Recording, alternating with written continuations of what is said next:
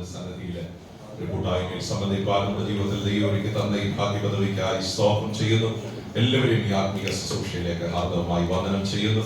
കഴിഞ്ഞ ദിനങ്ങളിലൊക്കെ ദൈവീക കൃപ അനുഭവിപ്പാൻ ദേശത്ത് മരുഭൂമിയിൽ തന്റെ ജനം ദൈവീക കൃപ കണ്ടെത്തി എന്ന് വചനത്തിൽ വായിക്കുന്നത് പോലെ ഓരോ ദിവസവും അത് കണ്ടെത്തി അനുഭവിച്ച് നമ്മുടെ ജീവിതയാത്രയിൽ മുന്നോട്ട് നീങ്ങുവാൻ ദൈവം നൽകുന്ന വിലപ്പെട്ട അവസരങ്ങൾക്കായി സ്തോത്രം. എല്ലാ ദൈവമക്കളെ കർത്താവ് അനുഗ്രഹിക്കട്ടെ. പ്രാർത്ഥനയോടെ പ്രതീക്ഷയോടെ ദൈവവചനത്തിന് മുൻപിൽ അല്പ നിമിഷങ്ങൾ നമുക്കായിരിക്കാം. ഉൽപ്പത്തി പുസ്തകം 15-ാം അധ്യായം, the book of Genesis chapter 15 അതിന്റെ verses 1 to 6, അത് 1 മുതൽ 6 വരെയുള്ള വാക്യങ്ങൾ ആരെങ്കിലും ഒരാളത് വായിച്ച് സഹായിക്കും. ഉൽപ്പത്തി പുസ്തകം 15-ാം അധ്യായം അതിന്റെ 1 മുതൽ 6 വരെയുള്ള വേദഭാഗം. അതിന്റെ ശേഷം അബ്രഹാമിന്റെ ദർശനത്തിൽ യഹോവയുടെ അരുളപ്പാടുണ്ടായതെന്തെന്നാൽ, അബ്രഹാമേ, ഭയപ്പെടേണ്ട, ഞാൻ നിന്റെ പരിചയവും നിന്റെ അതിമഹത്തായ പ്രതിഫലവുമാകുന്നു. അതിന് അബ്രാം, കർത്താവായ യഹോവേ, നീ എനിക്ക് എന്തു തരും? ഞാൻ മക്കളില്ലാത്തവനായി നടക്കുന്നുവല്ലോ. എന്റെ അവകാശി ദമ്മേശ്വരക്കാരനായ ഈ എലിയാസയാകും എന്ന് പറഞ്ഞു. നീ എനിക്ക് സന്തതിയെ തന്നിട്ടില്ല. എന്റെ വീട്ടിൽ ജനിച്ച ദാസൻ എന്റെ അവകാശിയാകുമെന്ന് അബ്രാം പറഞ്ഞു. അവൻ നിന്റെ അവകാശിയാകയില്ല, നിന്റെ ഉദരത്തിൽ നിന്നും പുറപ്പെടുന്നവൻ തന്നെ നിന്റെ അവകാശിയാകുമെന്ന് അവന് യഹോവയുടെ അരുളപ്പാടുണ്ടായി. പിന്നെ അവൻ അവനെ പുറത്തു കൊണ്ടുചെന്ന്, നീ ആകാശത്തേക്ക് നോക്കുക, നക്ഷത്രങ്ങളെ എണ്ണുവാൻ കഴിയുമെങ്കിൽ എണ്ണുക എന്ന് കൽപ്പിച്ചു. നിന്റെ സന്തതി ഇങ്ങനെയാകുമെന്ന് അവനോട് കൽപ്പിച്ചു. അവൻ യഹോവയിൽ വിശ്വസിച്ചു, അത് അവൻ നീതിയായി കണക്കിട്ടു. അതിന്റെ 1-ാം വാക്യമാണ് പ്രധാനമായി ഇന്ന് രാത്രി നമ്മൾ ചിന്തിക്കാൻ പോകുന്നത്. 1-ാം വാക്യം ഒന്നുകൂടെ ഒന്ന് വായിച്ച് സഹായിക്കുമല്ലോ.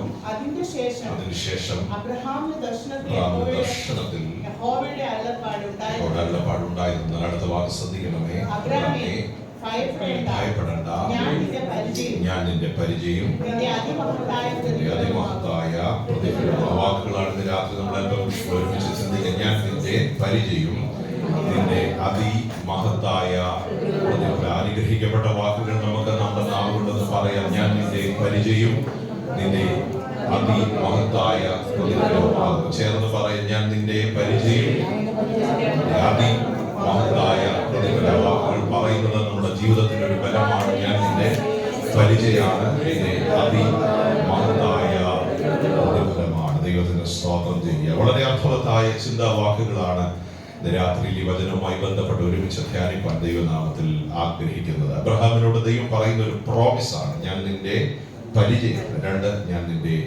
അതിമഹത്തായ പ്രതിഫലമാണ്. 12-ാം അധ്യായം മുതൽ 15-ാം അധ്യായം വരെയുള്ള യാത്രയിൽ ഒത്തിരി നദികൾ ഒഴുകി, ഒത്തിരി സമുദ്രങ്ങൾ ഒഴുകി, ഒത്തിരി സാഹചര്യങ്ങൾ മാറി. പക്ഷെ ദൈവം പറഞ്ഞ വാക്ക് നിലനിന്നു എന്ന് മാത്രമല്ല, ദൈവം 12-ാം അധ്യായത്തിൽ പറഞ്ഞതെല്ലാം 15-ാം അധ്യായത്തിൽ ആവർത്തിച്ച് അബ്രഹാമിനോട് പറയുക. ഈ അബ്രഹാം എന്നൊരു ദൈവമനുഷ്യനെ ഊരെന്ന ദേശത്ത് നിന്ന്, മെസൊപ്പൊട്ടേമിയ എന്ന ദേശത്ത്, ഇന്നത്തെ ഇറാൻ സ്ഥിതി ചെയ്യുന്ന രാജ്യങ്ങളിൽ ദൈവം വലിച്ചു പുറത്തു കൊണ്ടുവരുമ്പോൾ അബ്രഹാം കണ്ട ഒരു തേജസ്സുണ്ട്. ആ തേജസ്സാണ് അബ്രഹാമിനെ ദൈവത്തിലേക്ക് ആകർഷിച്ചത്. ദൈവം അബ്രഹാമിന് ഒരു ആകർഷണ കേന്ദ്രമാകാൻ കാരണം ആരാധനയായിരുന്നില്ല, വചനമായിരുന്നില്ല, ദൈവത്തിന്റെ തേജസ് തന്റെ കണ്ണുകൊണ്ട് കണ്ടു. ജീവനില്ലാത്ത വിഗ്രഹങ്ങളെ ഉണ്ടാക്കുന്ന ഒരു തലമുറയിൽ നിന്ന്, ഒരു കുടുംബത്തിൽ നിന്ന് ജീവനുള്ള ദൈവത്തെ കണ്ട്, തേജസ്സുള്ള ദൈവത്തെ കണ്ട് അബ്രഹാം ഇറങ്ങിത്തിരിക്കുക. അബ്രഹാം ഇറങ്ങിത്തിരിക്കുമ്പോൾ ദൈവം അബ്രഹാമിന് നൽകുന്ന ഒത്തിരി പ്രോമിസുകൾ. ഞാൻ നിന്നെ അനുഗ്രഹിക്കും, ഞാൻ നിന്നെ വലിയ ജാതിയാക്കും, ഇന്ന ദേശം നിനക്ക് ഞാൻ അവകാശമായി തരും. അങ്ങനെ ഒത്തിരി പ്രോമിസുകൾ. പാലും തേനും ഒഴുകുന്ന ദേശത്തേക്ക് ഞാൻ നിന്നെ കൊണ്ടുപോകും. അങ്ങനെ 12-ാം അധ്യായത്തിൽ ദൈവം അബ്രഹാമിനോട് പറയുന്ന ഒത്തിരി വാഗ്ദത്തങ്ങളുണ്ടായിരുന്നു. എന്റെ അഭിപ്രായത്തിൽ ഈ 15-ാം അധ്യായത്തിൽ എത്തുമ്പോൾ ഒന്നൊഴിച്ച് ബാക്കി എല്ലാ വാഗ്ദത്തങ്ങളും ദൈവം നിറവേറ്റി.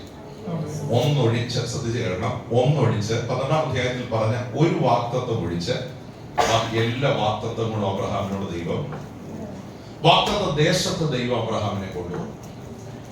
അബ്രഹാമിനെ അനുഗ്രഹിക്കുമെന്ന് പറഞ്ഞതുപോലല്ല, ഒരു പ്രഭുവായി ദൈവം അബ്രഹാമിനെ മാറ്റി.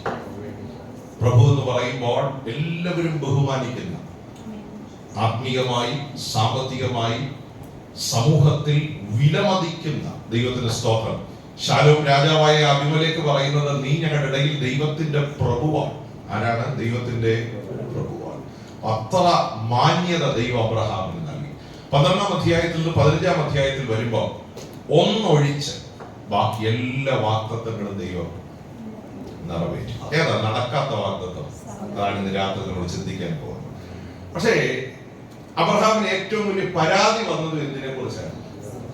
നടന്നതിനെ കുറിച്ചല്ല, നടക്കാത്ത ഒറ്റ വാക്ക്. 2-ാം വാക്യം ഒന്ന് വായിച്ച് അവിടെ നിങ്ങൾ ശ്രദ്ധിക്കണം. 2-ാം വാക്യം ശ്രദ്ധിച്ചു. അതിന് അബ്രഹാം കർത്താവായ യഹോവേ എന്തു തരും? അപ്പൊ ചോദിക്കട്ടെ, ഒന്നും കൊടുത്തില്ലേ? പക്ഷെ പറയുന്ന കേട്ടാ തോന്നും എനിക്ക് മാറാതെ വന്നിട്ട് ദൈവം ഒന്നും.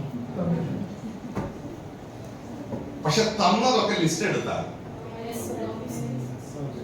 പക്ഷെ ഒന്നും തന്നില്ലെന്ന് പറയാനുള്ള കാരണം പ്രതീക്ഷിച്ച ഒരു കാര്യം കിട്ടിയില്ല. പക്ഷെ അത് വലിയൊരു പ്രയാസമായിട്ട് തീരും. സ്തോത്രം. ദൈവത്തോടുള്ള ബഹുമാനം എവിടെങ്കിലും കുറഞ്ഞോ? കാരണം നീ എനിക്കൊന്നും. അബ്രഹാമിന്റെ സാക്ഷ്യമാണ്, നീ എനിക്കൊന്നും. അപ്പൊ ദൈവം അക്കമിട്ട് ചോദിക്കാൻ പോയാൽ ജോലി തന്നു, ദോഹയെ കൊണ്ടുവന്നു, കുടുംബം തന്നു, ഒത്തിരി സാഹചര്യങ്ങൾ ദൈവം അനുകൂലമായി.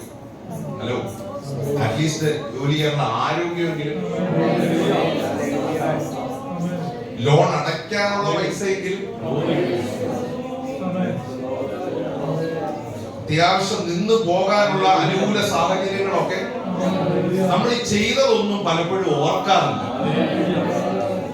പക്ഷെ നമ്മൾ പ്രധാനമായി ഓർക്കുന്ന ഒരു കാര്യം, എന്ത് കിട്ടിയില്ല.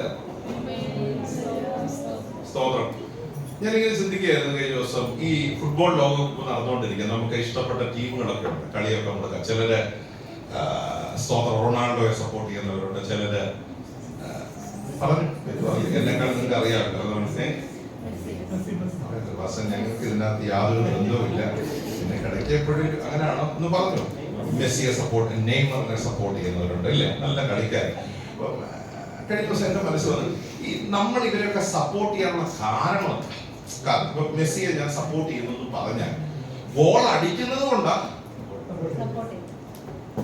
അല്ലേ? നെയ്മറിനെ ഞാൻ സപ്പോർട്ട് ചെയ്യുന്നത് എന്തുകൊണ്ടാ? എന്റെ കൂടെ ഇല്ല. നമ്മളിത് ആവേശത്തോടെ കാണാൻ, അല്ലെങ്കിൽ ഒരു വ്യക്തിയെ ഇത്രയധികം സ്വാധീനിക്കപ്പെട്ട ആ കളി മുഴുവൻ വെളുപ്പിന് 3 മണിക്ക് എണ്ണീറ്റ് കാണാൻ നമ്മളെ പ്രേരിപ്പിക്കുന്ന ഘടകം എന്താ? പാസ്റ്റങ്ങനെ അറിഞ്ഞെന്നായിരിക്കും, ഇതൊന്നും അറിയാതല്ല. സ്തോത്രം. പക്ഷെ ഞാൻ ഇതൊന്നും അറിയുന്നതായിട്ട് എന്ത് ചെയ്തില്ല. അതാണ് ഒരു പാസ്റ്ററെ നമ്മൾ ആരാന്ന് നമുക്ക് അറിയാം, നമ്മുടെ രീതി എന്താണെന്ന് അറിയാം, നമുക്ക് എണ്ണീക്കുമെന്ന് അറിയാം. ഇതൊക്കെ കർത്താവ് വെളിപ്പെടും. പക്ഷെ ഇതൊന്നും ഞാൻ നിങ്ങളുടെ മുമ്പിൽ വരുമ്പോ ഒന്നും അറിയാത്തവനെ പോലെ. പക്ഷെ നിങ്ങൾ ശ്രദ്ധിച്ചേ, ഈ വെളുപ്പിന് 3 മണിക്കോ 2 മണിക്കൊക്കെ എഴുന്നേറ്റ് കാണാനുള്ള ചേതോവികാരം ആ വ്യക്തിയോടുള്ള ആരാധന മാത്രമല്ല, ആ വ്യക്തി ഗോൾ അടിക്കുന്നത് കൊണ്ടാണ്. ഇല്ലെങ്കിലോ?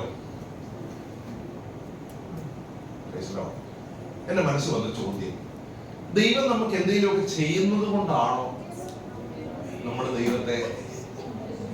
ദൈവം നമുക്കൊരു ഗോൾ മെഷീനാണോ? അതുകൊണ്ടാണോ നമ്മൾ ദൈവത്തെ ഇത്ര ബഹുമാനിക്കുന്നത്? ഏതായാലും ഈ ആവേശത്തിൽ വെളുപ്പിന് 3 മണിക്ക് എഴുന്നേറ്റ് പ്രാർത്ഥിക്കത്തൊന്നുമില്ല. ഉണ്ടെങ്കില് ഞാൻ നിങ്ങളുടെ കൂടെ ഇരുന്ന് പ്രാർത്ഥിക്കാൻ ഉണ്ടോ? ഈ ആവേശത്തിൽ 2 മണിക്ക് അലാറം വെച്ച് എണീക്കുന്ന പോലെ എണീറ്റ് ഒരിക്കലും എന്ത് ചെയ്യത്തില്ല. സത്യം പറഞ്ഞാൽ നമ്മുടെ ദൈവം നമുക്ക് ആരാ? അവിടെയാണ് വാക്കുകൾ റെലവന്റ്. ഞാൻ നിന്റെ പരിചയം. കണക്കുണ്ടോ? ഇല്ലെങ്കിൽ ആ വാക്കൊന്ന് പറഞ്ഞു, ഞാൻ നിന്റെ. അതാണ് നമ്മുടെ മെസ്സേജ്. അതുകൊണ്ട് ഞാൻ നിന്റെ പരിചയം, നിന്റെ വിഷമൊന്നും വേണ്ട. ഞാനൊരു മെസ്സി ഫാനാണ്, അതുകൊണ്ട് ഞാൻ വീട്ടിൽ ഇതില്ലാത്തതുകൊണ്ട് ഉള്ളിടത്ത് പോയി എന്ത് ചെയ്യും. നിങ്ങൾ വിളിക്കാത്തതുകൊണ്ട് അവിടെ വന്നിട്ടില്ല. പക്ഷെ ചില വീട്ടിലൊക്കെ പോയി കളിയൊക്കെ കാണുമ്പോൾ അങ്ങനെ പ്രയാസമൊന്നും വേണ്ട. ഞാൻ കളി കാണാത്ത ആളല്ല, കളി ഇഷ്ടപ്പെടാത്ത ആളല്ല. എനിക്കും ഇഷ്ടങ്ങൾ. പക്ഷേ എന്റെ ഇഷ്ടങ്ങളുടെ പിന്നിൽ ആ വ്യക്തി അത് ചെയ്യുന്നത് കൊണ്ടാണ് ഞാൻ വ്യക്തി എന്ത് ചെയ്യുന്നത്. പക്ഷേ എന്നിത് ആ വ്യക്തി നിർത്തുന്നോ, ഓൾറെഡി നിർത്തുന്നോ, ആ വ്യക്തിയോടുള്ള ബഹുമാനവും ആരാധനയും കുറഞ്ഞ് നീ രാത്രി ശ്രദ്ധിക്കണം. ദൈവത്തെ ആരാധിക്കാനുള്ള ഛേദോവികാരമല്ല, നമ്മുടെ ആവശ്യങ്ങൾ നടത്തി തള്ളുന്ന ഒരു വ്യക്തി ആയതുകൊണ്ടാണ്. നിങ്ങൾ ശ്രദ്ധിച്ചേ, ഈ അബ്രഹാം പറയുന്ന സാക്ഷ്യം കേട്ടാൽ, നീ എനിക്ക് എന്തോ പ്രഭുവായ മനുഷ്യൻ, ഇത്രയധികം ദേശം അവകാശമായി ദൈവം കൊടുത്ത മനുഷ്യൻ, പാലും തേനും ഒഴുകുന്ന ദേശം ദൈവം വാഗ്ദത്തം ചെയ്ത് കൊണ്ടുവന്ന മനുഷ്യൻ ദൈവത്തോട് ചോദിക്കുക, നീ എനിക്ക്. അങ്ങനെയെങ്കിൽ ഇന്ന് രാത്രി ആ ചോദ്യങ്ങളൊക്കെ നമ്മുടെ മനസ്സിൽ നിന്ന് മാറും. നമ്മൾ ദൈവത്തെ സ്നേഹിക്കേണ്ടത് നമുക്ക് എന്ത് ലഭിച്ചു എന്നുള്ളതിന്റെ അടിസ്ഥാനത്തിലല്ല, ഏത് വാഗ്ദത്തം കർത്താവ് നമ്മുടെ ജീവിതത്തിൽ നിറവേറ്റി എന്നുള്ള അടിസ്ഥാനത്തിലല്ല കർത്താവിനെ നമ്മൾ എന്ത് ചെയ്യേണ്ടത്.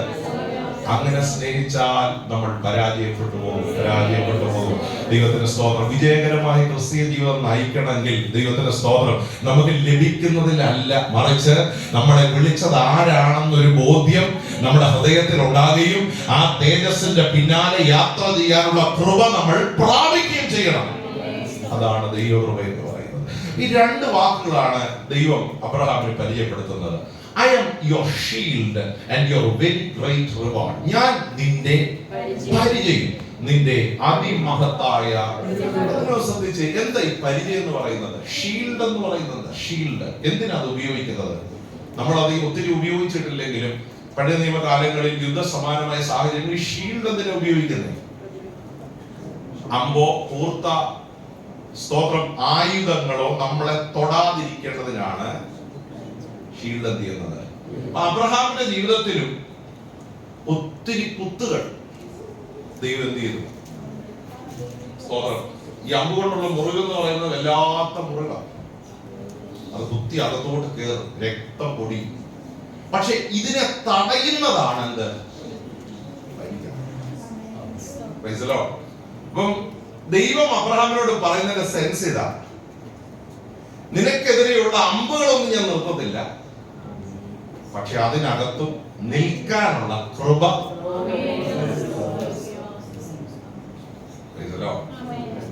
ഒത്തിരി അസ്ത്രങ്ങൾ അബ്രഹാമിന് നേരെ, അത് വാക്കുകളാകാം, പ്രവർത്തികളാകാം, മനുഷ്യർ ചെയ്യുന്നതാകാം, പല നിലകളിലുള്ള കുത്തുകൾ അബ്രഹാം അനുഭവിക്കുമ്പോഴും ദൈവം പറയുക അത് നിർത്തുമെന്നല്ല, പക്ഷെ ആ കുത്തുകൾക്കകത്തും ഒരു പരിചയമായി നിന്നെ വീണുപോകാതെ വിശ്വാസ ജീവിതത്തിൽ, ക്രിസ്തീയ ജീവിതത്തിൽ നിലനിർത്താൻ ഞാൻ വിശ്വസ്തനാണ്. അതൊരു പ്രോഫറ്റിക് മെസ്സേജ്. ഞാൻ നിന്റെ പരിചയം, നിന്റെ അതിമഹത്തായ. രണ്ടാമത്തെ വാക്ക് അവസാനം ഒന്ന് വിശദീകരിക്കാം. ഞാൻ നിന്റെ പരിചയം, നിന്റെ അതിമഹത്തായ. ഈ നമ്മുടെ തലയിലാണ് ദൈവം കൈവച്ച് ഈ ദൂത് പറഞ്ഞിരുന്നത്. ഞാനാണെങ്കിൽ തിരിച്ചു പറയും, ഇപ്പൊ ഇത് കേൾക്കാനല്ല ഞാൻ ഇവിടെ എന്ത് ചെയ്തത്. എനിക്ക് ഒറ്റ കാര്യം കേട്ടാൽ മതി, എപ്പ കൊച്ചിനെ കിട്ടും. ഞാൻ ഓടി വന്നത് പരിചയമാണെന്നോ പ്രതിഫലമാണെന്നോ ദൈവം ഇന്നതാണെന്നോ കേൾക്കാനല്ല, മറിച്ച് എനിക്ക് സന്തതി എന്ന്. അല്ലെങ്കിൽ അബ്രഹാമിന്റെ തല മൊത്തം എന്തോ ദൈവമല്ല, മറിച്ച് യോഗത്തിന് ഇവിടെ ഇരിക്കുന്നെങ്കിലും എല്ലാം ദൈവത്തോടുള്ള ബഹുമാനം കൊണ്ട് മാത്രമല്ല, ഒത്തിരി ചോദ്യങ്ങൾ നമ്മുടെ മനസ്സിനകത്ത് ഇങ്ങനെ ഒത്തിരി ചോദ്യങ്ങൾ നമ്മുടെ മനസ്സിനകത്ത്. ഈ ചോദ്യങ്ങള് ഒത്തിരി ഉയർന്നുള്ള കുഴപ്പം എന്ത് ദൈവം ചെയ്താലും ഒന്നും ചെയ്തില്ലെന്നുള്ള ഫീലിംഗ് ആണ്.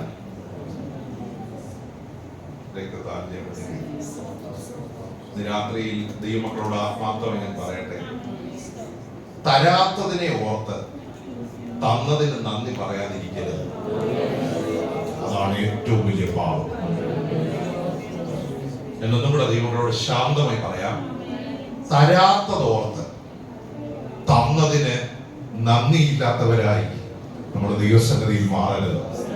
നമുക്ക് ചിലതെങ്കിലും ദൈവം തന്നിട്ടുണ്ട്, ഉണ്ടെന്നുള്ളവര് ബോധ്യമുള്ളവര് സ്വന്തമാണ്. ചിലതെങ്കിലും ചിലപ്പോൾ ഒത്തിരി വേദനകൾക്കകത്ത് നമ്മൾ കടന്നു പോകുമ്പോഴും, ഒത്തിരി മാനസിക സമ്മർദ്ദങ്ങൾക്കകത്ത് നമ്മൾ കടന്നു പോകുമ്പോഴും ചിലതൊക്കെ ദൈവം നമുക്ക് തന്നിട്ടുണ്ട്. ചില വാഗ്ദത്തങ്ങളൊക്കെ ദൈവം നമുക്ക് തന്നിട്ടുണ്ട്. ചില അനുഗ്രഹങ്ങളൊക്കെ ദൈവം നമുക്ക് തന്നിട്ടുണ്ട്. അത് ചെറുതല്ല, അത് വലുതാണ്. ദൈവത്തിന്റെ സ്തോത്രം. നാടുകളിലും ആ ദൈവം നമ്മെ നടത്താൻ ശക്തനാണ്. ഈ ആരാധന എന്ന് പറയുന്നത് തരാത്തതോർത്ത് വേദനിക്കുന്ന സ്ഥലമല്ല, തന്നതോർത്ത് നന്ദി പറയുന്ന സ്ഥലമല്ല. ഒന്നുകൂടെ ഞാൻ പറയാം, ശ്രദ്ധിച്ച് കേൾക്കണേ. എന്താണ് ആരാധന എന്ന് ചോദിച്ചാൽ, തരാത്തതിനെ ഓർത്ത് നിരാശപ്പെട്ട് താടിക്ക് കൈ കൊടുത്തിരിക്കുന്ന സ്ഥലമല്ല ആരാധന. മറിച്ച് തന്നതോർത്ത് ദൈവത്തിന് നിറഞ്ഞ മനസ്സോടെ ദൈവിക ദയോർത്ത് കർത്താവിന് നന്ദി പറയാൻ. രാത്രി എത്ര പേർക്ക് കഴിയും, കർത്താവേ നീ എന്റെ പരിചയമാണ്, നീ എന്റെ അതിമഹത്തായ ദൈവത്തിന്റെ സ്തോത്രം ചെയ്യാം. ഈ നെഗറ്റിവിറ്റി അകത്ത് കയറിയുള്ള കുഴപ്പം എന്ത് തന്നു എന്നുള്ള ഒരു ചോദ്യമാണ് അബ്രഹാമിന്റെ മുമ്പിൽ. രണ്ടാം വാക്യം ഒന്നും കൂടെ ശ്രദ്ധിച്ച്, അതിനകത്ത് ഒരു ചിന്ത എനിക്ക് നിങ്ങളോട് പറയാനുണ്ട്. രണ്ടാം വാക്യം ഒന്നും കൂടെ ഒന്ന് ശ്രദ്ധിച്ച്. അതിന് അബ്രഹാം, നീ എനിക്ക് എന്ത് തരും?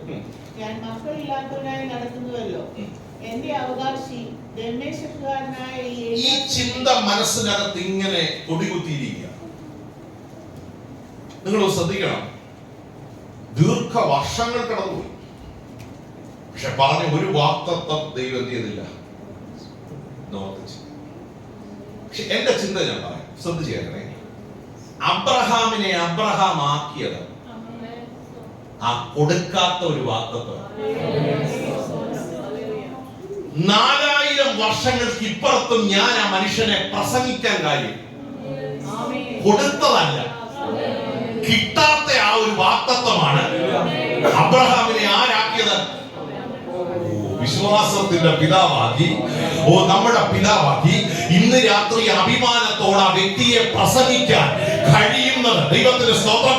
റോമാ ലേഖനത്തിൽ പോലും പൗലോസ് വിശ്വാസ വീരന്മാരുടെ പട്ടിക എഴുതുമ്പോൾ അബ്രഹാമിനെ എടുത്തു പറയാൻ കാര്യമുണ്ട്. ദൈവത്തിന്റെ സ്തോത്രം. കിട്ടാത്ത ഒരു വാക്തത്വമാണ് അബ്രഹാമിനെ അബ്രഹാമാക്കിയത്. അങ്ങനെയെങ്കിൽ എന്റെ ചിന്ത, ദൈവം ബ്ലോക്ക് ചെയ്തിരിക്കുന്ന ചിലതാണ് നമ്മളെ ഒരു ആത്മീയ മനുഷ്യനായി രൂപപ്പെടുത്തുന്നത്.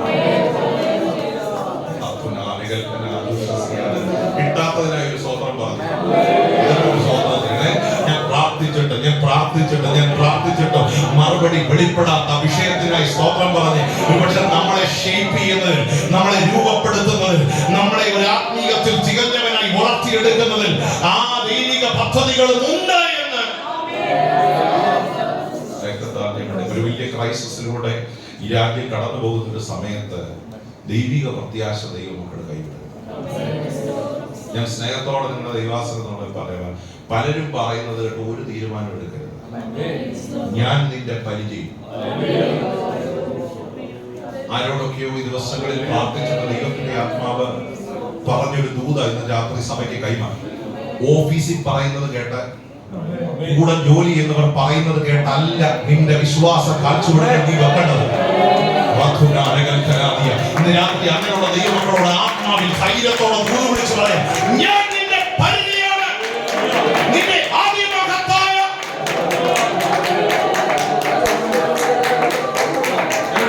ദൈവമക്കളെ, അവര് പറയുന്നത് കേൾക്കണ്ട എന്ന് ഞാൻ പറയില്ല. അവര് പറയുന്നതൊക്കെ നിങ്ങൾ ശ്രദ്ധിച്ചു കേൾക്കണം. പക്ഷെ നിനക്കൊരു ഉടയവനുണ്ട്. നിന്നെ ഈ ദേശത്ത് കൊണ്ടുവന്ന പ്ലാൻ ചെയ്ത ഒരു വ്യക്തിയുണ്ട്. ആ വ്യക്തിയുടെ ദൂത് ഇന്ന് രാത്രിയിലും മാറിയിട്ടില്ല. I am your shield and your very great reward. ഞാൻ നിന്റെ പരിചയമാണ്. വിശ്വസിക്കണം. ഇന്ന് രാത്രി വിശ്വാസത്തോടെ ഹൃദയത്തിനകത്ത് അത് കയറണം. ദൈവത്തിന്റെ സ്തോത്രം. ദൈവം അറിയാതെ ഒന്നും സംഭവിക്കുകയില്ല. ദൈവം കൽപ്പിക്കാതെ ഒന്നും നടക്കുകയില്ല. പ്രാർത്ഥനയ്ക്ക് മുന്നിൽ വഴിമാറാത്തത് ഒന്നുമില്ല. ഇന്ന് രാത്രി ഞാനത് വിശ്വസിക്കുന്ന, പ്രാർത്ഥനയ്ക്ക് മുന്നിൽ വഴിമാറാത്ത ഒരു പ്രതിസന്ധികളും ഈ ദേശത്ത് ഇന്നും ഉണ്ടായിട്ടില്ല. ഇല്ല.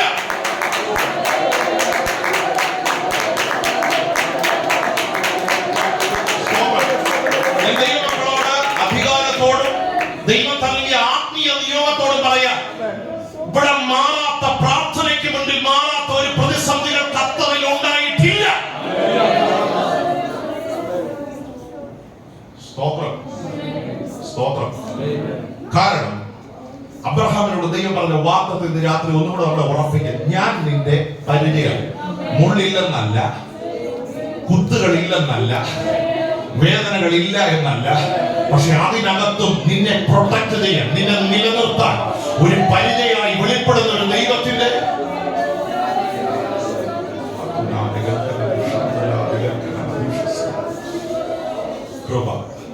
രാത്രി ഒരു ധൈര്യമായി പരിശുദ്ധാത്മാവ് ചിലരോട് ആത്മാവിൽ ദൂത് പറയുകയാണ്. നീ അതിനനുസരിച്ച് തീരുമാനം മാറ്റണ്ട, നീ അതിനനുസരിച്ച് പ്ലാൻ മാറ്റണ്ട. പ്ലാൻ ഇട്ട ഒരാളുണ്ട്, പദ്ധതി ഇട്ട ഒരാളുണ്ട്. നിന്റെ കുടുംബം എങ്ങനെ മുന്നോട്ട് പോകും, നിന്റെ ഭാവി എങ്ങനെ മുന്നോട്ട് പോകണം എന്ന് പ്ലാൻ ഇട്ട ഒരു വ്യക്തിയുണ്ട്. അവന്റെ പദ്ധതി എന്നാണ്, അത് ശ്രേഷ്ഠമാണ്, അത് ഉന്നതമാണ്. അതിനെ അട്ടിമറിക്കാൻ കഴിയുന്നതൊന്നും ഈ ലോകത്തില്ല. അവൻ എന്റെ പരിചയമാണ്, അവൻ എന്റെ പരിചയമാണ്.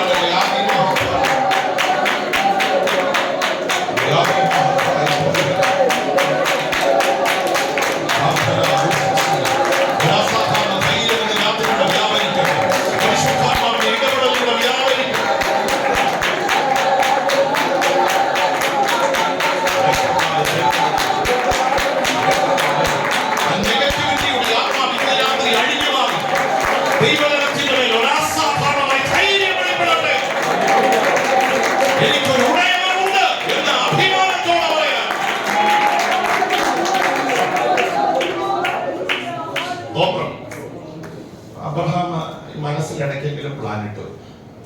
കൊച്ചിനെ തന്നില്ല, പക്ഷെ അനുഗ്രഹിച്ചു. ശ്രദ്ധിക്കണം, കൊച്ചിനെ തന്നില്ല, പക്ഷേ ഇതെല്ലാം ഞാന് ദമ്മേശക്കാരനായ എലയാസറിന് എഴുതി കൊടുക്കും. എന്റെ മുമ്പിൽ വേറെ ഹലോ ഒത്തിരി പ്ലാൻ ചെയ്തേ.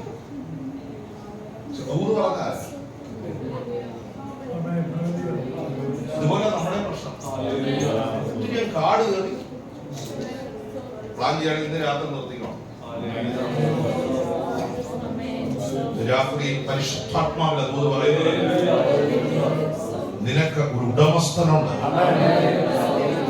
പ്ലാൻ ചെയ്യാൻ നന്നായി അറിയുന്ന ഒരാൾ, റൂട്ട് മാപ്പ് വരയ്ക്കാൻ നന്നായി അറിയുന്ന ഒരാൾ, ഈ ദേശത്ത് നിങ്ങളെ ആക്കേണ്ട ആ ഡേറ്റ് വരെ പ്രിസർവ് ചെയ്യാൻ, പ്രൊട്ടക്ട് ചെയ്യാൻ കഴിയുന്ന ഒരാൾ.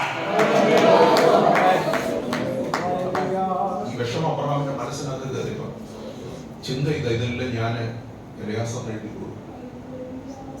അനുഗ്രഹിച്ചിട്ട് കാര്യമൊന്നുമില്ല, പക്ഷെ കിട്ടേണ്ട ഒരു വാക്തത്വം എന്ത് ചെയ്തില്ല.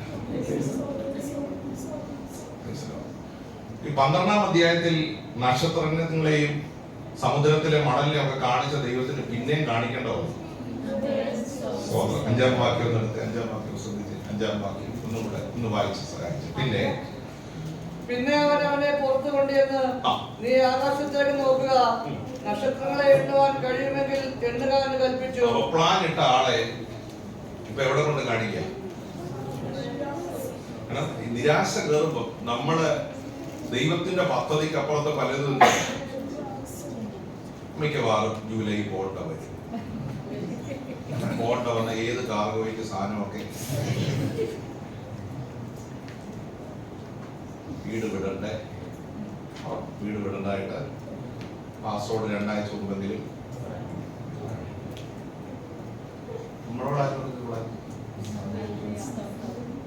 ദൈവത്തിന്റെ ദൂത് മാറിയില്ലെന്ന്. ഞാൻ നിന്റെ നമ്മളെ ഇവിടെ നിർത്തേണ്ട ഒരു ഡേറ്റ് ഉണ്ട്, അന്ന് വരെ.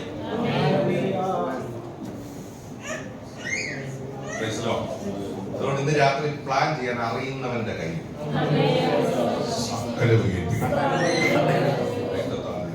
ദൈവത്തിന്റെ പദ്ധതി ഉന്നതമാണ്, ദൈവത്തിന്റെ പദ്ധതി ശ്രേഷ്ഠമാണ്. 12-ാം അധ്യായത്തിൽ ഈ ആകാശത്തിലെ നക്ഷത്രങ്ങളെ കാണിച്ച് ദൈവം രണ്ടാമത് വിളിച്ച് പറയേ, നീ ആകാശത്തിലെ നക്ഷത്രങ്ങളെ ഒന്ന്. അത് ചോദിച്ചു, എണ്ണാൻ പറ്റുമോ ചോദിച്ചു. പറഞ്ഞു, എന്നെ കൊണ്ട് നമ്മൾ എത്ര വരെയുണ്ട്? ആകാശത്തെ വിരിച്ച ഒരു ദൈവം. ആകാശത്തെ വിരിച്ച ഒരു ദൈവം, നക്ഷത്രങ്ങളെ വിതറിയ ഒരു കരമുണ്ട്. വിതറിയ ഹലോ, കോഴിയുടെ മുമ്പിൽ അരിമണി വിതറുന്നതുപോലെ പെട്ടെന്ന് മനസ്സിലാക്കാൻ പറയാ, നക്ഷത്രങ്ങളെ വിതറിയ ഒരാൾ. ഭൂമി അതിന്റെ അടിസ്ഥാനത്തിന്മേൽ ഉറപ്പിച്ചവൻ. അത്ര വലിയൊരു ദൈവത്തെയാണ് നമ്മൾ ശ്രേഷ്ഠത മനസ്സിലാക്കണ്ടോ. ഭൂമി അതിന്റെ അടിസ്ഥാനത്തിന്മേൽ ഉറപ്പിച്ച ഒരാൾ. പറഞ്ഞു, നക്ഷത്രങ്ങളെ എണ്ണാൻ പറ്റുമെങ്കിൽ എണ്ണിക്കും. പറഞ്ഞു, മാനുഷിക ബുദ്ധി കൊണ്ട് എനിക്ക്.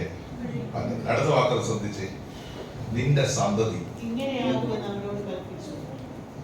ചോദിച്ചത് ഒന്നാ, പക്ഷെ ദൈവം പറയാ, നക്ഷത്രങ്ങളെക്കാൾ അധികമായി നിന്റെ സന്തതിയെ ഞാൻ എന്ത് ഇതൊരു വലിയ പ്രശ്നമാണ്. കാരണം ഈ അബ്രഹാമിന്റെ അകത്ത് സത്യം പറഞ്ഞ ഇത്രയും വലിയ നെഗറ്റിവിറ്റി ഇടയ്ക്കെങ്കിലും ഉണ്ടാകാൻ കാര്യം വീട്ടിൽ ധൈര്യപ്പെടുത്താൻ ആരുമില്ല. അറ്റ്ലീസ്റ്റ് നമ്മൾ ബെറ്റർ ആകാൻ കാര്യം ഇടയ്ക്ക് ഒരു ചൊവ്വാഴ്ചയെങ്കിലും വന്ന് നമ്മൾ അറിയാതെ തന്നെ ബലപ്പെടും. ഒരു വെള്ളിയാഴ്ചയെങ്കിലും നമ്മൾ അറിയാതെ നമുക്ക് അതിനുള്ള ഫെസിലിറ്റി. പക്ഷെ ഇവിടെ മെസ്സേജ് പറഞ്ഞു കൊടുക്കാനോ ദൂത് പറയാനോ ഒരു യൂട്യൂബ് കേൾക്കാനോ ഒന്നുമുള്ള സൗകര്യം ആക്കില്ല. എന്നാൽ ഫോണിൽ വിളിച്ചെങ്കിലും ഒന്ന് ധൈര്യപ്പെടുത്താൻ ആരും ഇല്ല. ഒറ്റപ്പെട്ട ഒരു അവസ്ഥയിൽ നിങ്ങൾ ശ്രദ്ധിച്ചേ, ലഭിക്കാതെ പോയ ആ വാഗ്ദത്തം അത് ലഭിച്ചു. പക്ഷേ വർഷങ്ങൾ നീണ്ടുന്ന വാഗ്ദത്തമാണ് അബ്രഹാമിനെ അബ്രഹാമാക്കിയത്. ഞാൻ ചോദിക്കട്ടെ, അത് ആദ്യം അത് കൊടുത്തിരുന്നെങ്കിലോ? എന്റെ അഭിപ്രായം ഉൽപ്പത്തി പുസ്തകത്തിൽ ഇത്രയും അധ്യായം ആ വ്യക്തിയെ കുറിച്ച് എഴുതണ്ട. ഇബ്രായ ലേഖനത്തിൽ, റോമ ലേഖനത്തിൽ, പൗലോസ്യരുടെ ലേഖനങ്ങളെല്ലാം ഈ മനുഷ്യന്റെ പേരെടുത്ത് എഴുതാൻ കാര്യം. എന്റെ ചിന്ത അബ്രഹാമിന്റെ സ്വഭാവത്തെ, ആത്മീയ ജീവിതത്തെ, ആരാധനയൊക്കെ ഷേപ്പ് ചെയ്യുന്നത് ലഭിക്കാതെ പോയ വാഗ്ദത്തം. ഈ യാഗപീഠമായിട്ടുള്ള ടച്ച് വിട്ടുപോകാതെ പ്രാർത്ഥനയിൽ സ്ട്രോങ് ആയി നിൽക്കാൻ അബ്രഹാമിന് ശക്തി പകർന്നത് ദൈവം ആരെന്നറിയാൻ. ദൈവത്തിന്റെ സ്തോത്രം. റോമാലേഖനത്തിൽ എഴുതിയ ചില വാക്കുകൾ നിങ്ങളെ ഒന്ന് ആത്മാവിൽ ഒന്ന് ഓർപ്പിക്കുന്നത് എനിക്ക് സന്തോഷമുണ്ട്. ആ വാക്കുകൾ എന്നെ വളരെ ചലിപ്പിച്ചു. റോമാലേഖനം എടുത്ത് അതിലെ ചില വാക്യങ്ങൾ മാത്രം ഈ വാക്യവുമായി ബന്ധപ്പെട്ട് ഒന്ന് ഓർപ്പിപ്പാൻ. 4-ാം അധ്യായം എടുത്ത് ദൈവത്തിന്റെ സ്തോത്രം. അതിന്റെ 18 മുതലുള്ള വാക്യങ്ങൾ ഒന്ന് വായിച്ച സാറേ. റോമാലേഖനം 4-ാം അധ്യായം 18 മുതലുള്ള വാക്യം. താൻ ബഹുജാതികൾക്ക് പിതാവാകുമെന്ന് അവൻ ആശയ്ക്ക് വിരോധമായി ആശയോട് വിശ്വസിച്ചു. അവൻ ഏകദേശം 100 വയസ്സുള്ളവനാകയാൽ തന്റെ ശരീരം നിർജീവമായി പോയതും സാറയുടെ ഗർഭപാത്രത്തിന്റെ നിർജീവത്വം ഗ്രഹിച്ചിട്ടും വിശ്വാസത്തിൽ ക്ഷീണിച്ചില്ല. ഈ വിശ്വാസത്തിൽ ഇടയ്ക്ക് ക്ഷീണിക്കുമെങ്കിലും ക്ഷീണിച്ചില്ല എന്നവിടെ രേഖപ്പെടുത്തിയത് 25 വർഷവും അബ്രഹാമിനെ ദൈവം നിലനിർത്തി എന്നുള്ള വാക്കാണ്. ക്ഷീണിച്ചില്ല എന്നല്ല അതിന്റെ അർത്ഥം. ആ വാക്കിന്റെ മൂലഭാഷയിലെ അർത്ഥം ശ്രദ്ധിക്കണം. ക്ഷീണിച്ചത് കൊണ്ടാണ് നീ എനിക്കൊന്നും തന്നില്ലെന്ന് നമ്മള് ഉൽപ്പത്തി പുസ്തകത്തിൽ. പക്ഷേ എങ്കിലും ഇത് പറഞ്ഞുകൊണ്ടിരിക്കുമ്പോ തന്നെ ആളത് ചാർജായി. ദൈവത്തിന്റെ ശക്തമായ ഇടപെടൽ തന്റെ ജീവിതത്തിൽ ഉണ്ടായിരുന്നു. ദൈവ ശബ്ദം താൻ കേട്ടു, ആത്മാവിൽ താൻ ബലപ്പെട്ടു. അപ്പൊ ഗർഭപാത്രം നിർജീവമാണെന്ന് അറിഞ്ഞിട്ടും വിശ്വാസത്തിൽ എന്ത് ചെയ്തില്ല? അടുത്ത വാക്യം ശ്രദ്ധിച്ചോ. സംശയിക്കാതെ അപ്പം ദൈവത്തിന് ശരിക്കും മഹത്വം കൊടുക്കണമെങ്കിൽ, ശക്തിപ്പെട്ട് മഹത്വം കൊടുക്കണമെങ്കിൽ ഒരു വാക്ക് എഴുതിയിട്ടുണ്ട്, ശ്രദ്ധിച്ചായിരുന്നോ? വിശ്വാസത്തിൽ ശക്തിപ്പെട്ടു. സംശയമുള്ള സാഹചര്യങ്ങൾ ഉണ്ടായിരുന്നു. പക്ഷെ ആ സാഹചര്യങ്ങൾക്കകത്തും എന്തിൽ ശക്തിപ്പെട്ടു? ആരിലുള്ള വിശ്വാസം. ഞാൻ നിന്റെ പരിചയം, നിന്റെ അതിമഹത്തായ എന്റെ അഭിപ്രായം ആ വാക്യം പറഞ്ഞായിരിക്കും എല്ലാ ദിവസവും രാവിലെ. കാരണം അല്ലാതെ നിൽക്കാൻ പറ്റില്ല. സാറാമ്മച്ചി ചോദിക്കും, എന്ത് ചെയ്യും? ഇത്രയും നാളും വിശ്വസിച്ചിട്ട് യോഗത്തിനൊക്കെ പോയിട്ട് യാഗപീഠം പണിതിട്ട് എന്ത് ചെയ്യും? ഇത് കേൾക്കുമ്പോഴാണ് ഏറ്റവും കൂടുതൽ സ്തോത്രം. കുത്താൻ ചില ആൾക്കാരെ വീട്ടിൽ തന്നെ എന്നാലും അച്ഛൻ യാഗപീഠമൊക്കെ പണിത് എവിടെ പോയാലും ഇല്ല, നല്ല പോലെ പ്രാർത്ഥിച്ച് വരുമ്പോഴായിരിക്കും കുത്താൻ ഒരാളെ. ഇതിലുണ്ടോ? ചിലപ്പോൾ അങ്ങനെയുള്ള വിഷയങ്ങൾ പെട്ടെന്ന് നല്ലപോലെ പ്രാർത്ഥിച്ചൊന്ന് ബലപ്പെട്ട് വരുമ്പോഴായിരിക്കും. അപ്പൊ ചോദിക്കും, പ്രാർത്ഥിക്കാതിരുന്ന നല്ലൊരു ഓപ്ഷനാണ്. പ്രാർത്ഥിക്കാതിരുന്ന ഈ കുഴപ്പമൊന്നും. പിന്നെ സംശയം പോലും ഒരു പരുവത്തിനായിരിക്കും നമ്മൾ. പിന്നെ വിശ്വാസവും ഇല്ല, അപ്പൊ വിശ്വാസം ഇല്ലെങ്കിൽ എന്തും ഇല്ല. ഹലോ,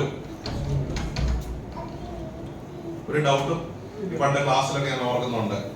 ഈ ചില പിള്ളേരൊക്കെ നല്ല സംശയം ചോദിക്കും, ചില പിള്ളേർ ഒരു സംശയം മനസ്സിലായോ റെഡി എന്ന് വെച്ചാൽ അവരൊന്നും മനസ്സിലാവാത്തവർക്ക് എന്തില്ല. ഞാനൊക്കെ ആ കാറ്റഗറിയിലുള്ളവരായിരുന്നു. എങ്ങനെയായിരുന്നു? എന്തെങ്കിലും സംശയം ഉണ്ടോ? ഒരു സംശയം, കാരണം അധികം ഒന്നും എന്ത് ചെയ്യാറില്ല. ഇത് അകത്ത് കേറിയവർക്ക് എന്ത് വരുന്നേ? എന്നെ പോലെ ക്ലാസ്സിൽ പഠിച്ചു വന്നാണോ അല്ലേ? ചിലപ്പോ ഒരു സംശയം, ഫിസിക്സ് മനസ്സിലായോ ചോദിക്കേണ്ട കാര്യം നമുക്കെല്ലാം. പക്ഷെ നമ്മള് ക്ലാസ്സിലില്ലായിരുന്നു, മൈൻഡൊന്നും അവിടെ. പിന്നെ പരീക്ഷയുടെ തലേ ദിവസം ഒരു വെപ്രാളവും ഒരു പരവേശവും ഒരു ആവേശവും ഒക്കെ അപ്പൊ അറിയാം നമുക്ക് എത്ര മനസ്സിലായിരുന്നു.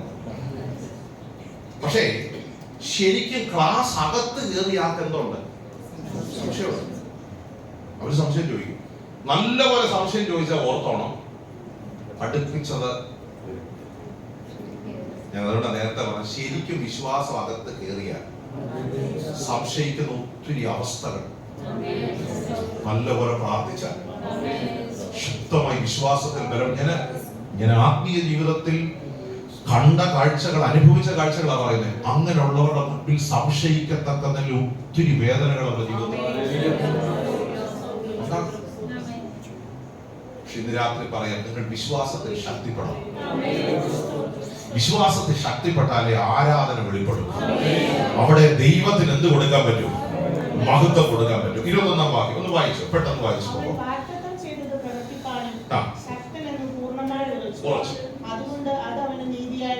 നീതിയായി കണക്കിട്ടു. അവന് കണക്കിട്ടു എന്ന് എഴുതിയിരിക്കുന്നത് അവനെ വിചാരിച്ചു മാത്രമല്ല, നമ്മെ വിചാരിച്ചു കൂടി ആകുന്നു. അവിടെ എല്ലാം എഴുതിയിരിക്കുന്ന ഒരു വാക്യം, അത് അവന് നീതിയായി. ഉൽപ്പത്തി പുസ്തകത്തിൽ നമ്മൾ വായിച്ച വാക്യം അവനത് വിശ്വസിച്ചു, അതവന്. ആരെ വിശ്വസിക്കുന്നതാണ് നമ്മുടെ നീതി? ദൈവത്തിലുള്ള വിശ്വാസമാണ് നമ്മുടെ നീതിയുടെ അടിസ്ഥാനം. അതവന് it was credited to him as righteousness. എന്താ വാക്കിന്റെ അർത്ഥം എന്ന് വെച്ചാൽ ആ വിശ്വാസത്തെയാണ് ദൈവം ഓർക്കുന്നത്, ആ വിശ്വാസത്തെയാ ദൈവം മാനിക്കുന്നത്, ആ വിശ്വാസത്തെയാ ദൈവം ആദരിക്കുന്നത്. ഇന്ന് രാത്രി ഞാൻ ഒരു കാര്യം പറയാം, നമ്മുടെ സംശയങ്ങൾക്കകത്തും വേദനകൾക്കകത്തും ദൈവത്തോട് ചേർന്ന് നിന്നാൽ ദൈവം അതെല്ലാം കുറിച്ചിടും. രക്തദാനം ഈ മോർദെഖായി ചെയ്തതൊന്നും ആരും അറിഞ്ഞില്ല, പക്ഷെ ദൈവം അതെല്ലാം എന്ത് ചെയ്തു? നീതിയോടെ ചെയ്തത്, വിശ്വസ്തയോടെ ചെയ്തത്, പരമാർത്ഥ ഹൃദയത്തോടെ ചെയ്തത്, അത് ലോകത്തുള്ള ആരും കണ്ടില്ല, പക്ഷെ സ്വർഗ്ഗസ്ഥനായ ദൈവം അതെല്ലാം എന്ത് ചെയ്തു? വിശ്വാസത്തിൽ ശക്തിപ്പെടണം. സഭ വിശ്വാസത്തിൽ ശക്തിപ്പെടണം. സഭ വിശ്വാസത്തിൽ ശക്തിപ്പെടണം. ദൈവമക്കൾ വിശ്വാസത്തിൽ ശക്തിപ്പെടണം. സംശയത്തിന്റെ വിത്തുകൾ ഇന്ന് രാത്രി അഴിഞ്ഞു മാറി ദൈവജനം വിശ്വാസത്തിൽ ശക്തിപ്പെടണം. ഈ വിശ്വാസത്തിൽ ശക്തിപ്പെട്ടാലുള്ള ഗുണം, പരാതികളെല്ലാം മാറും. പരാതികളെല്ലാം ഇന്ന തന്നില്ല, ഇന്ന ദൈവം ചെയ്തില്ല, ഇന്ന ദൈവം തന്നില്ല എന്നുള്ള കംപ്ലൈന്റ് ഒക്കെ എന്ത് ചെയ്യും? ഈ കംപ്ലൈന്റ് വരുന്ന എപ്പോഴാ?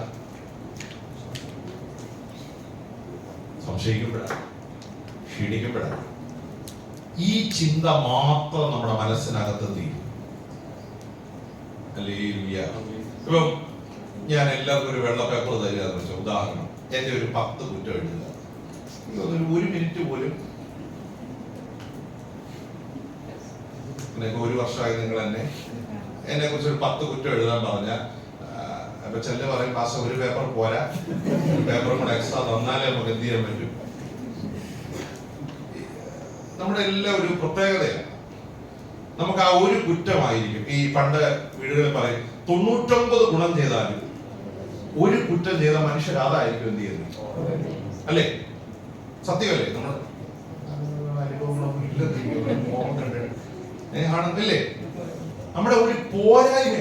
ഹമദില് 100 കാര്യങ്ങൾ നല്ല ചെയ്താൽ ഒരു ഫോൾട്ട് ഉണ്ടായ അതായിരിക്കും അവരുടെ റെക്കോർഡ് ബുക്കില്.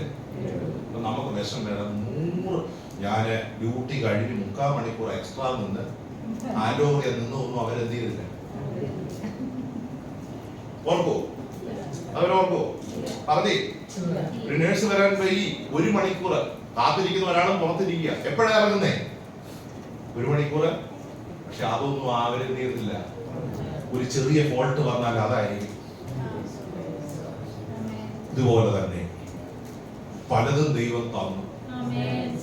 പക്ഷെ ആ ചിന്തയ്ക്ക് അപ്പുറത്ത് തരാത്ത വിഷയം നമ്മുടെ അകത്ത് കയറുന്നു. ഇതൊരു നെഗറ്റിവിറ്റിയായി മാറും. ഇത് സംശയത്തിലേക്കും വിശ്വാസത്യാഗത്തിലേക്കും ക്ഷീണത്തിലേക്കും ഒരുപക്ഷെ ആരാധന പോലും വെളിപ്പെടാതെ നിർജീവമായി പോകുന്ന അനുഭവങ്ങളിലേക്ക് നമ്മളെ കൊണ്ടുപോയി. ഇന്ന് രാത്രി എത്ര പേര് പ്രാർത്ഥിക്കുക, കർത്താവേ എനിക്ക് വിശ്വാസത്തിൽ ഒന്ന് ശക്തിപ്പെടണം, എനിക്ക് ദൈവത്തിന് തക്ക മഹത്വം കൊടുക്കണം.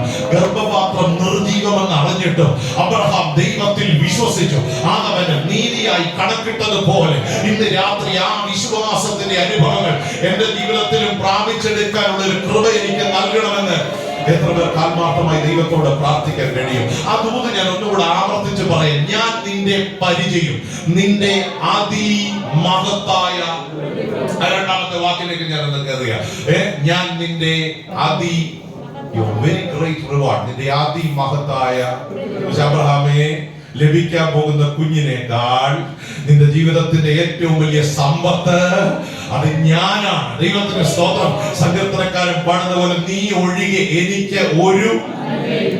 നമ്മുടെ ഏറ്റവും വലിയ റിവാർഡ് ആരായിരിക്കണം? നമ്മുടെ ഏറ്റവും വലിയ സമ്പത്ത് എന്തായിരിക്കണം? ഓ, എന്റെ സമ്പത്ത് എന്ന് ചൊല്ലുവാൻ വേറെ ഇല്ലൊന്നും, യേശു മാത്രം. ഓ, രക്തത്താൽ കൊയറൊക്കെ പാട്ട് പാടാൻ ഒന്ന് റെഡിയാണ്. ദൈവത്തിന്റെ സ്തോത്രം. നമ്മുടെ ഏറ്റവും വലിയ സമ്പാദ്യമാരാ, നമ്മുടെ ഏറ്റവും വലിയ പ്രതിഫലമാരാ, അതിമഹത്തായ പ്രതിഫലമാരാ, അത് നമ്മുടെ കർത്താവ് മാത്രമാണ് എന്ന് വിശ്വസിക്കുന്ന എത്ര ദൈവമക്കളുണ്ട്? ലഭിക്കാൻ പോകുന്ന വാഗ്ദത്തങ്ങൾ അല്ല കേട്ടോ, അതൊക്കെ ഇവിടെ അവസാനിക്കും. വാഗ്ദത്ത കനാൻ അത് ഇവിടെ അവസാനിക്കും. പാലും തേനും ഒഴുകുന്ന ദേശം അത് ഇവിടെ അവസാനിക്കും. പ്രഭു എന്നൊരു പദവി അത് ഇവിടെ അവസാനിക്കും. പക്ഷെ ഈ ലോകത്തിൽ നമ്മൾ നേടുന്ന ഏറ്റവും വലിയ പ്രതിഫലം,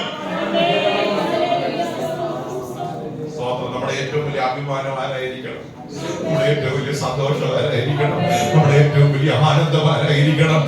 നമ്മളെ ചലിപ്പിക്കുന്ന ശക്തി എന്തായിരിക്കണം? നമ്മുടെ കർത്താവായിരിക്കണം. നീ ഒഴികെ എനിക്ക് ഒരു നന്മയും ഇല്ല.